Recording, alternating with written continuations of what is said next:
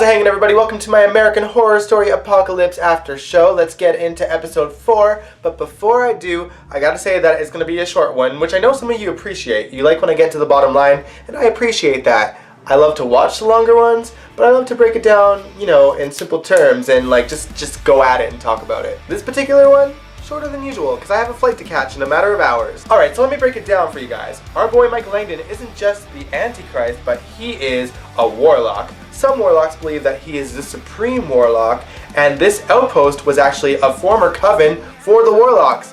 Also, Mallory and Coco, they were witches that forgot they was witches because there was an identity spell cast upon them to protect their identities. So yes, we learned that within the first 5 minutes of the episode, and then the rest of the episode was a flashback, and boy was it a good one. So, Michael Langdon, we learned, was pretty much raised by Robomom, Mead. Not sure how he got from Murder House to there, and I'm sure we'll learn about it eventually in a flashback in another episode, because that's how American Horror Story do. But anyway, one day while they're at the meat shop shopping for a goat's head, the meat dude is like, no, we don't have that, we can't give that to you for your freaky religious reasons, and Michael did not appreciate that, so he basically used his telekinesis powers to stab him a bunch of times to death. And one day the warlocks came upon the footage of him at the prison where he basically broke the arms and legs of a security guard dude after he was beating the crap out of him. Some might say he deserved it.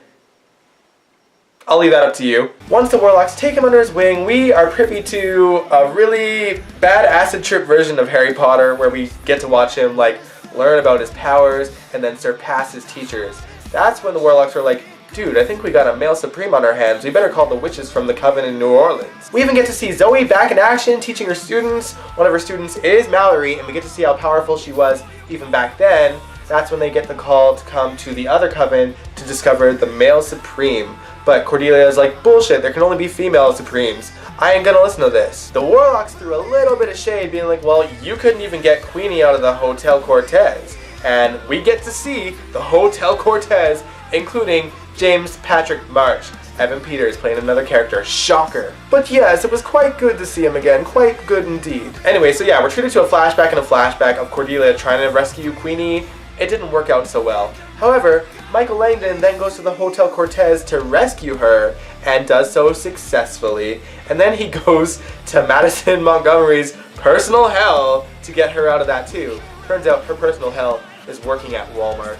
I'm sure that's, you know, the situation for a lot of y'all out there. I'm so sorry. After that, we get to see a badass walking montage of the 3 witches and then Michael with the other 2 witches and coming face to face, and Cordelia faints, and that's the episode. See? Bottom line it for you. Oh my god, this episode was so good. If you are a Coven fan and a Hotel fan, this episode is for y'all. In all honesty, I thought that we wouldn't actually see the outside of the Coven this season, but we did in a flashback. I'm sure they used old footage of the outside because the inside was shot on a studio lot, I think. And then we also got to see the Hotel Cortez, which blew my mind. I honestly had no idea that we were going to see any part of Hotel or even Queenie. I try to stay as spoiler-free as possible when I watch the seasons, just to be pleasantly surprised. I know that some people like to go on Reddit and see this and that. I'm not one of those guys. I like to watch and experience it firsthand. I'm like, I know that it's going to be a Coven and Murder House mashup. Didn't know they were going to bring Hotel into this either. So stoked. Anyway, this episode was golden.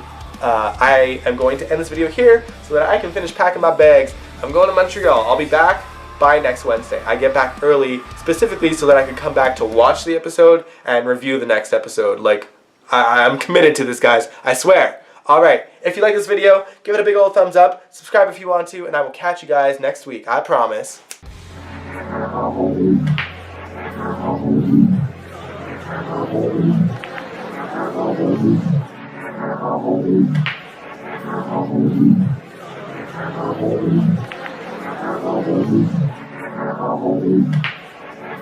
Thank you.